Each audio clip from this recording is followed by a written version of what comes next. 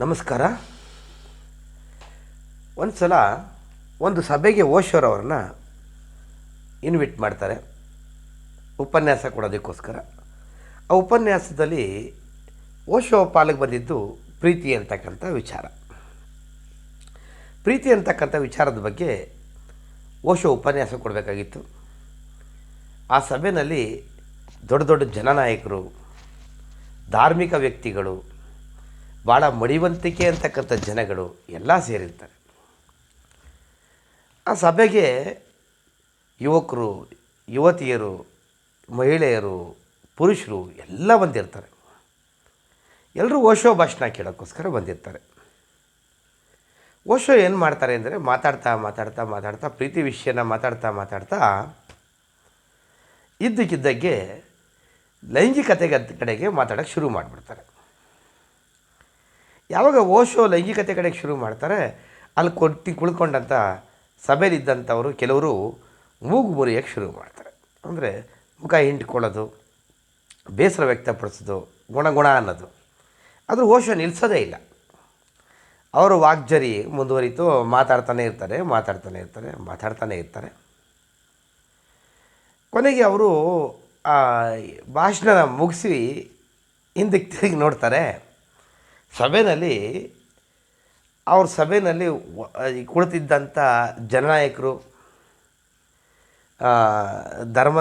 ಧಾರ್ಮಿಕ ಮುಖಂಡರುಗಳಾಗಲಿ ಯಾರೂ ಇರೋದಿಲ್ಲ. ಎಲ್ಲ ಇಳಿದು ಹೊರಟಾಗಿರ್ತಾರೆ, ಸಭೆಯಿಂದ ಹೊರಟೋಗ್ಬಿಟ್ಟಿರ್ತಾರೆ. ಕೊನೆಗೆ ಇವರು ಎಲ್ಲ ಹೊರಟೋದ್ರಲ್ಲ, ಆದರೂ ಕೆಲವರು ಸಭೆಯಲ್ಲಿ ಕೂತ್ಕೊಂಡು ಇವರು ಭಾಷಣ ಕೇಳ್ತಾ ಇರ್ತಾರೆ. ಕೊನೆಗೆ ಇವರು ಭಾಷಣ ಮುಗಿಸಿ ಕೆಳಗಡೆ ಇಳಿದುಬಿಟ್ಟು ಬರುವಾಗ ಯಾರೋ ಕೆಲವರು ಹುಡುಗರ ಮತ್ತು ಹುಡುಗಿರು ಬಂದು ಇವರನ್ನು ಕೇಳ್ತಾರೆ, ಸ್ವಾಮಿ, ನೀವು ಗುರುಗಳೇ ತುಂಬ ಒಳ್ಳೆಯ ವಿಚಾರಗಳನ್ನ ಹೇಳಿದ್ರಿ. ನಮ್ಗೆ ಈ ವಿಚಾರಗಳು ಗೊತ್ತೇ ಇರಲಿಲ್ಲ. ಪ್ರೀತಿ ಅಂದರೆ ಏನೋ ಅಂತ ತಿಳ್ಕೊಂಡಿದ್ದು. ಈ ರೀತಿಯೂ ಉಂಟೆ? ಸೂಪರ್ ಕಾನ್ಷಿಯಸ್ನ ಮಾಡೋಕ್ಕೆ ಸಾಧ್ಯ ಆಗ್ತದ? ಸೆಕ್ಸಿಂದ ಸೂಪರ್ ಕಾನ್ಷಿಯಸ್ನ ಮಾಡೋದಕ್ಕೆ ಸಾಧ್ಯ ಆಗ್ತದಾ? ಸಂಭೋಗದಿಂದ ಸಮಾಧಿಯನ್ನು ಹೊಂದೋದಕ್ಕೆ ಸಾಧ್ಯ ಆಗ್ತದ? ಆ ಸೆಕ್ಸನ್ನು ಸಹ, ಲೈಂಗಿಕತೆಯನ್ನು ಸಹ ನಾವು ಒಳ್ಳೆಯ ರೀತಿಯಲ್ಲಿ ಉಪಯೋಗಿಸ್ಕೋಬೋದಾ? ಅದು ಯಾವ ರೀತಿ ಉಪಯೋಗಿಸ್ಕೋಬೋದು ಅಂತಕ್ಕಂಥದ್ದನ್ನು ನಮಗೆ ಇಲ್ಲಿವರೆಗೆ ಯಾರೂ ಸಹ ಹೇಳ್ಕೊಟ್ಟಿರಲಿಲ್ಲ. ನಿಮ್ಮಿಂದ ನಮಗೆ ತುಂಬ ಉಪಯೋಗ ಆಯಿತು ಅಂತ ಹೇಳ್ತಾರೆ. ಇದಾದ ಮೇಲೆ ಬೆಳಗ್ಗೆ ಅಷ್ಟರಲ್ಲಿ ಅವ್ರ ಮೇಲೆ ತುಂಬ ವಿವಾದಗಳು ಶುರುವಾಯ್ತವೆ. ವಿವಾದಿತ ಗುರು ಅಂತ ಅನ್ನಿಸ್ಕೋತಾರೆ. ಕೆಲವು ಪತ್ರಿಕೆಗಳಂತೂ ಇವರನ್ನ ಸೆಕ್ಸ್ ಗುರು ಅಂತ ಹೇಳಿ ಹೀಯಾಳಿಸ್ತವೆ. ಎಲ್ಲರೂ ಸಹ ಇವ್ರನ್ನ ಅಷ್ಟೇ ಅಲ್ಲ, ಇವರು ಅವಮಾನಿತರೂ ಆಗ್ತಾರೆ. ಓಶೋ ಕೆಲವು ಕಡೆ ಹೋದಾಗ ಅವಮಾನಿತರೂ ಆಗ್ತಾರೆ. ದಾರಿ ಹೋಗುವಾಗ ಇವರನ್ನು ಜನ ಕೆಲವರು ಕಿಚಾಯಿಸ್ತಾರೆ. ಅದರಲ್ಲೂ ಮಹಿಳೆಯರಂತೂ ಇವ್ರನ್ನ ಕಂಡ್ರೆ ಆ ಕಡೆ ಓಡೋಗುವಂಥ ಸ್ಥಿತಿ. ಇವರೊಬ್ಬರು ಕೆಟ್ಟ ಗುರು ಅನ್ನೋ ಮಟ್ಟದಲ್ಲಿ ಬಂದುಬಿಡ್ತದೆ. ಕೆಲವು ಸಲ ಇವ್ರ ಮೇಲೆ ಕೇಸ್ ಹಾಕಿದಂಥವರು ಇದ್ದರು. ಇವರು ಅರೆಸ್ಟು ಆಯ್ತಾರೆ. ಕೆಲವು ಸಲ ಕೋರ್ಟಲ್ಲಿ ಹೋಗಿ ಉತ್ತರನೂ ಹೇಳಬೇಕಾಗ್ತದೆ. ಇವರು ಮಾಡಿದಂಥ ಆ ಉಪನ್ಯಾಸದಿಂದ ಎಷ್ಟು ವಿರೋಧಗಳು ಇವರಿಗೆ ಬಂತೋ ಅಷ್ಟೇ ಇವರನ್ನು ಒಪ್ಕೊಳ್ತಕ್ಕಂಥವ್ರು, ಇವ್ರನ್ನ ಬೆಂಬಲಿಸ್ತಕ್ಕಂಥವ್ರು ಇದ್ದರು. ಇವರ ವಿಚಾರಗಳು ಈ ಮಡಿವಂತರು ಅಂತಕ್ಕಂಥ ಹಿರಿಯ ವಯಸ್ಸಾದವ್ರಿಗೆ ಇಷ್ಟ ಇಲ್ಲದೆ ಇದ್ರೂ ಆವತ್ತಿನ ನವಪೀಳಿಗೆ ಇತ್ತಲ್ಲ, ಅವ್ರಿಗೆ ಮೆಚ್ಚುಗೆ ಆಯಿತು. ಇದರಿಂದ ಓಶೋಗೆ ಇದರಿಂದ ನಾವು ಕ್ರಾಂತಿ ಮಾಡ್ಬೋದು ಅಂತ ಅನ್ನಿಸ್ತು. ನಾನು ಇನ್ನೂ ಹೆಚ್ಚಿನ ವಿಚಾರಗಳನ್ನ ತಿಳ್ಕೊಡ್ಬೇಕು ಅಂತ ಅನ್ನಿಸ್ತು. ಅಲ್ಲಿಂದ ಮುಂದೆ ಓಶೋರವ್ರನ್ನ ಧಾರ್ಮಿಕ ಸಭೆ ಸಮಾರಂಭಗಳಿಗೆ ಕರೀಲಿಲ್ಲ. ಕರೆದ್ರೂ ಈ ರೀತಿ ವಿಚಾರ ಮಾತಾಡಬಾರ್ದು ಅಂತ ಹೇಳಿದರು. ಸ್ವಾತಂತ್ರ್ಯ ಇಲ್ಲದೆ ಇರತಕ್ಕಂಥ ಸಭೆಗಳು ಓಶೋರವ್ರಿಗೆ ಇಷ್ಟ ಆಗಲಿಲ್ಲ. ಆಗಲೇ ಅಲ್ಲಿಂದ ಆಚೆಗೆ ಅವರು ತಮ್ಮದೇ ಆಗಿರ್ತಕ್ಕಂಥ ಉಪನ್ಯಾಸ ಸಭೆಗಳನ್ನ ಮಾಡಿದ್ರು. ಅವ್ರಿಗೆ ಎಷ್ಟೇ ಅವಮಾನ ಆದ್ರೂ ಅವ್ರು ಬಿಡಲೇ ಇಲ್ಲ. ತಮ್ಮದೇ ಆಗಿರ್ತಕ್ಕಂಥ ಉಪನ್ಯಾಸ ಸಭೆಗಳನ್ನ ಮಾಡಿದ್ರು. ಅಂಥ 18 ಉಪನ್ಯಾಸಗಳನ್ನ ಮಾಡಿದ್ರು. ಒಂದು ದೊಡ್ಡ ಪುಸ್ತಕವನ್ನೇ ಬರೆದ್ರು. 18 ಸಂಪುಟಗಳ ಪುಸ್ತಕವನ್ನೇ ಅವರು ಬರೆದ್ರು. ಸೆಕ್ಸ್ ಟು ಸೂಪರ್ ಕಾನ್ಷಿಯಸ್ ಅಂತ. ಅದನ್ನು ಕನ್ನಡದಲ್ಲಿ ಸಂಭೋಗದಿಂದ ಸಮಾಧಿಯ ಕಡೆಗೆ ಅಂತ ಅನುವಾದ ಮಾಡಲಾಗಿದೆ. ಅಲ್ಲಿ ಏನು ಅವರು ಒಂದು ಉದಾಹರಣೆಯನ್ನು ಕೊಡ್ತಾರೆ. ಒಬ್ಬ ಬೆಸ್ತ ಬೆಳಗಿನ ಜಾವ ಎದ್ದು ಮೀನು ಹಿಡಿಯೋಕ್ಕೆ ಅಂತ ಹೊರಡ್ತಾನೆ. ಇನ್ನೂ ಬೆಳಕಾಗಿರಲಿಲ್ಲ. ಆಗ ಅವನೇನು ಮಾಡ್ತಾನೆ, ಇನ್ನೂ ಬೆಳಕಾಗಿಲ್ವಲ್ಲ, ಬೆಳಕಾಗೋಷ್ಟರಲ್ಲಿ ಎಲ್ಲಾದರೂ ಕೂತ್ಕೊಂಡು ಟೈಮ್ ಪಾಸ್ ಮಾಡೋಣ ಅಂತ ಹೇಳ್ಕೊಂಡು ಒಂದು ಕಡೆ ಬರ್ತಾನೆ. ಅಲ್ಲಿ ಬಂದು ಕೂತ್ಕೋಬೇಕು ಅಂದಾಗ ಅವನಿಗೊಂದು ಚೀಲ, ಕಲ್ಲು ತುಂಬಿರ್ತಕ್ಕಂಥ ಚೀಲ ಕಾಣಿಸ್ತದೆ. ಇವನೇನು ಮಾಡ್ತಾನೆ, ಅದರ ಮುಂದೆ ಕೂತ್ಕೊಂಡು ಆ ಚೀಲದಲ್ಲಿ ಇರ್ತಕ್ಕಂಥ ಒಂದೊಂದೇ ಕಲ್ಲನ್ನ ನೀರೊಳಗಡೆ ಎಸಿತಾ ಇರ್ತಾನೆ. ಅವನು ಆ ಕಲ್ಲನ್ನು ನೋಡೋದೇ ಇಲ್ಲ, ಇದೇನಂತ ನೋಡೋದೇ ಇಲ್ಲ, ಸುಮ್ಮನೆ ಎಸಿತಾನೇ ಇರ್ತಾನೆ. ಇನ್ನೇನು ಕೊನೆ ಕಲ್ಲನ್ನ ಎಸಿಬೇಕು, ಅಷ್ಟರಲ್ಲಿ ಬೆಳಕಾಗ್ತದೆ. ಕೊನೆ ಕಲ್ಲು ಹಿಂಗೆ ಎಸೆಯೋ ಟೈಮಲ್ಲಿ ನೋಡ್ತಾನೆ, ಅದು ವಜ್ರದ ಕಲ್ಲು. ಅದು ಕಾಲ ಮಿಂಚೋಗಿತ್ತು. ಅವನ ಕೈಯಿಂದ ಕಲ್ಲು ಮುಂದೆ ಹಾರು ಹೊಂಟೋಗಿತ್ತು. ಈ ರೀತಿಯಾಗಿ ಓಶೋ ನಮಗೆ ಇಂತಹ ಉದಾಹರಣೆಗಳ ಸಮೇತ ನಮಗೆ ಈ ತಮ್ಮ ಉಪನ್ಯಾಸವನ್ನು ಕಟ್ಟಿಕೊಡ್ತಾರೆ. ಏನಂದರೆ, ಪ್ರತಿಯೊಬ್ಬ ಮನುಷ್ಯನ ಜೀವನದಲ್ಲೂ ಇಂತಹ ವಜ್ರ ತುಂಬಿರ್ತಕ್ಕಂಥ ಚೀಲಗಳು ಇರ್ತವೆ. ಇಲ್ಲಿ ವಜ್ರ ತುಂಬಿರ್ತಕ್ಕಂಥ ಚೀಲಗಳು ಅಂದರೆ ಅವಕಾಶ ಇರ್ತಕ್ಕಂಥ ದಿನಗಳು ಇರ್ತವೆ. ಅಂಥ ಸಾವಿರಾರು ಲಕ್ಷಾಂತರ ದಿನಗಳು ಮನುಷ್ಯನ ಜೀವನದಲ್ಲಿ ಬರ್ತವೆ. ಆದರೆ ಮನುಷ್ಯ ಒಂದು ದಿನವನ್ನು ಸಹ ಸದ್ವಿನಿಯೋಗ ಮಾಡಿಕೊಳ್ಳೋದಿಲ್ಲ. ಒಂದು ದಿನವನ್ನು ಸಹ ಸ್ವಯಂ ಚಿಂತನೆ ಮಾಡಿ ಅದನ್ನು ವಿನಿಯೋಗ ಮಾಡಿಕೊಳ್ಳೋದಿಲ್ಲ. ಅಂತಹ ಜನಗಳು ಇಲ್ಲಿ 95% ಜನ ಈ ಜಗತ್ತಿನಲ್ಲಿ ವಾಸ ಮಾಡ್ತಾರೆ. ಒಂದು ದಿನವನ್ನು ಆ ವ್ಯಕ್ತಿ ಸದ್ವಿನಿಯೋಗಿಸ್ಕೊಂಡ್ರೆ ಆ ವ್ಯಕ್ತಿ ತನ್ನ ಜೀವನವನ್ನು ಸ್ವರ್ಗ ಮಾಡ್ಕೋಬೋದು.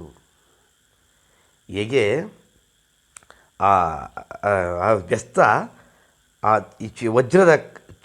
ವಜ್ರದ ಕಲ್ಲುಗಳನ್ನ ನೋಡ್ದೇ ಬಿಸಾಕ್ತಿದ್ನೋ, ಅದೇ ರೀತಿ ಮನುಷ್ಯನು ಸಹ ಅಮೂಲ್ಯವಾಗಿರ್ತಕ್ಕಂಥ ದಿನಗಳನ್ನು ಯಾವುದೋ ಒಂದು ರೀತಿಯಲ್ಲಿ ಕಾಲ ಕಳ್ಕೊಂಡು ಹೊಂಟೋಗ್ಬಿಡ್ತಾನೆ. ಅದಕ್ಕಿಂತ ಆ ವ್ಯಕ್ತಿ ಅಂತಹ ಒಂದು ದಿನವನ್ನಾದರೂ ಸದ್ವಿನಿಯೋಗ ಮಾಡ್ಕೋಬೇಕು. ಅಂಥ ದಿನಗಳನ್ನ ಹಾಳು ಮಾಡಬಾರ್ದು. ಮೃತ್ಯುವಿನ ಬಗ್ಗೆ ಯೋಚನೆ ಮಾಡಬೇಕು, ನಾಳೆ ಬಗ್ಗೆ ಯೋಚನೆ ಮಾಡಬಾರ್ದು. ನಿಜ, ಇವತ್ತೇ ಮಾಡಿ ಮುಗಿಸ್ಬೇಕು. ನಿಜ, ನಾಳೆ ಅಂತಕ್ಕಂಥದ್ದು ನಮ್ಮ ಜೀವನದಲ್ಲಿ ಬರ್ತದಲ್ಲ, ಅದನ್ನೂ ಅಷ್ಟೇ. ನಮಗೆ ನಾಳೆ ಸಾಯಂಕಾಲನೇ ಮೃತ್ಯು ಬರ್ಬೋದು, ಅಥವಾ ಬೆಳಗ್ಗೆ ಮೃತ್ಯು ಬರ್ಬೋದು, ನಾಳೆ ಇರ್ಬೋದು. ಅದಕ್ಕೋಸ್ಕರ ಇವತ್ತೇ ಮಾಡಬೇಕಾಗಿರ್ತಕ್ಕಂಥ ಕೆಲಸನ ಇವತ್ತೇ ಮುಗಿಸ್ಬೇಕು. ಓಶೋ ಏನು ಹೇಳ್ತಾರೆ, ಈ ಸಂಭೋಗದಿಂದ ಸಮಾಧಿಗೆ ಹೋಗ್ತಕ್ಕಂಥ ವಿಧಾನ ಹೇಗೆ ಅಂತಕ್ಕಂಥದ್ದನ್ನು ಓಶೋ ಹೇಗೆ ಹೇಳ್ತಾರೆ ಅಂತಂದರೆ, ಮನುಷ್ಯನ ಮನಸ್ಸು ಯಾವಾಗ ಪ್ರೀತಿಯಿಂದ ತುಂಬಿರ್ತದೋ, ಯಾವಾಗ ಆನಂದದಿಂದ ತುಂಬಿರ್ತದೋ, ಯಾವಾಗ ಸಂತೋಷದಿಂದ ಇರ್ತದೋ, ಯಾವಾಗ ಅವನ ಮನಸ್ಸು ಮಧುರತೆಯಿಂದ ತುಂಬಿರ್ತದೋ, ಪ್ರಾರ್ಥನಾ ಭಾವದಿಂದ ತುಂಬಿರ್ತದೋ, ನಿಸ್ವಾರ್ಥತೆಯಿಂದ ತುಂಬಿರ್ತದೋ, ಅವನ ಹೃದಯ ಸಂಪೂರ್ಣ ಸಂತೃಪ್ತಿಯಿಂದ ಇರ್ತದೋ, ಶಾಂತಿಯಿಂದ ಇರ್ತದೋ, ಕೃತಜ್ಞತೆಯಿಂದ ಇರ್ತದೋ, ಅಂಥ ಸಂದರ್ಭದಲ್ಲಿ ಮನುಷ್ಯ ಲೈಂಗಿಕತೆಯನ್ನು ಉಪಯೋಗಿಸ್ಕೋಬೋದು, ಬಯಸ್ಬೋದು. ಅದು ನಿಸ್ವಾರ್ಥತೆಯಿಂದ ಇರಬೇಕು, ದುರುಪಯೋಗ ಮಾಡ್ಕೊಳ್ತಕ್ಕಂಥದ್ದಲ್ಲ. ಅದಕ್ಕೆ ಅದರಲ್ಲೂ ಕೆಲವು ನೀತಿ ಇರ್ತದೆ. ಆ ನೀತಿಯ ಮುಖಾಂತರ ಅವನು ಲೈಂಗಿಕತೆಯನ್ನು ಬಯಸ್ಬೋದು. ಅಂತಹ ಆನಂದದಿಂದ ಇರ್ತಕ್ಕಂಥ ವ್ಯಕ್ತಿ, ಪ್ರೀತಿಯಿಂದ ಇರ್ತಕ್ಕಂಥ ವ್ಯಕ್ತಿ, ಶಾಂತಿಯಿಂದ ಇರ್ತಕ್ಕಂಥ ವ್ಯಕ್ತಿ, ಕೃತಜ್ಞತೆಯಿಂದ ಇರ್ತಕ್ಕಂಥ ವ್ಯಕ್ತಿ ಲೈಂಗಿಕತೆಯನ್ನು ಬಯಸಿದಾಗ ಆ ಲೈಂಗಿಕತೆಯಲ್ಲಿ ಪಡಿತಕ್ಕಂಥ ತೃಪ್ತಿಯಿಂದ ಆ ವ್ಯಕ್ತಿ ಸಮಾಧಿಯ ಕಡೆಗೆ ಹೋಗ್ಬೋದು. ಆ ಸಮಾಧಿಯನ್ನೇ ನಾವು ಧ್ಯಾನ ಅಂತ ಕರೀಬೋದು ಅಂತಕ್ಕಂಥದ್ದು ಓಶೋರ ಅಭಿಪ್ರಾಯ ಆಗಿತ್ತು. ಒಂದು ಸಲ ಅವರ ಅಷ್ಟು ಪುಸ್ತಕವನ್ನು, ದೊಡ್ಡ ಪುಸ್ತಕವನ್ನು 18 ಸಂಪುಟಗಳನ್ನ ಓದಿದ ಮೇಲೆ ಇನ್ನೂ ಹೆಚ್ಚಿನ ವಿಚಾರಗಳನ್ನ ಹೇಳ್ಬೋದು. ಒಂದಂತೂ ಸತ್ಯ, ಲೈಂಗಿಕತೆ ಮಾತ್ರ ಅಂತಲ್ಲ, ಬೇರೆ ಎಲ್ಲ ವಿಚಾರಗಳಲ್ಲೂ ಸ್ವಾಮೀಜಿ ಹೇಳಿದಂಥ ಆ ವಜ್ರದ ಚೀಲದನ್ನು ತಗೊಂಡು ಕಲ್ಲು ಅಂತ ಎಸಿತಕ್ಕಂಥ ಬೆಸ್ತನ ವಿಚಾರವನ್ನು ನಾವು ಅರ್ಥ ಮಾಡಿಕೊಂಡ್ರೆ, ಆ ಒಂದು ಉಪನ್ಯಾಸವನ್ನು, ಆ ಕಥೆಯನ್ನು ನಾವು ಅರ್ಥ ಮಾಡಿಕೊಂಡ್ರೆ, ಮನುಷ್ಯನ ದಿನಗಳು, ಪ್ರತಿಯೊಂದು ದಿನಗಳೂ ಅಮೂಲ್ಯವಾಗಿರ್ತಕ್ಕಂಥವು. ಅವನು ಬದುಕಿದ್ದಾಗ ಅವನು ಸದ್ವಿನಿಯೋಗ ಮಾಡ್ಕೋಬೇಕು ಅಂತ ಓಶೋ ಅವರ ಅಭಿಪ್ರಾಯ ಆಗಿತ್ತು. ನಾನು ಕೆಲವು ಕಾರಣಾಂತರಗಳಿಂದ ನಮ್ಮ ಕುಟುಂಬದಲ್ಲಿ ಬಂದಂಥ ನಮ್ಮ ಕುಟುಂಬದ ಸದಸ್ಯರಲ್ಲಿ ಆದಂಥ ಅನಾರೋಗ್ಯದ ಕಾರಣದಿಂದ, ಮಗ ಮತ್ತು ನನ್ನ ಶ್ರೀಮತಿಯ ಅನಾರೋಗ್ಯದ ಕಾರಣದಿಂದ ನನ್ನ ಮೈಂಡ್ ಕಾನ್ಸಂಟ್ರೇಟ್ ಮಾಡೋಕ್ಕಾಗಲಿಲ್ಲ. ಹಾಗಾಗಿ ನಾನು ಪ್ರತಿಲಿಪಿನಲ್ಲಿ ಇತ್ತೀಚೆಗೆ ಬರೆಯೋಕ್ಕಾಗಿಲ್ಲ. ಸುಮಾರು 2 ತಿಂಗಳೇ ಆಗೋಯ್ತು. ಆದರೂ ನನಗೆ ಸಮಯ ಸಿಕ್ಕಾಗ ನಾನು ಓಶೋ ಪುಸ್ತಕಗಳನ್ನ ಓದೋಕ್ಕೆ ಶುರು ಮಾಡಿದೆ. ಓದ್ತಾ ಅದನ್ನು ತಮ್ಮ ಮುಂದೆ ಇಡಬೇಕು ಅಂತ ಹೇಳ್ತು.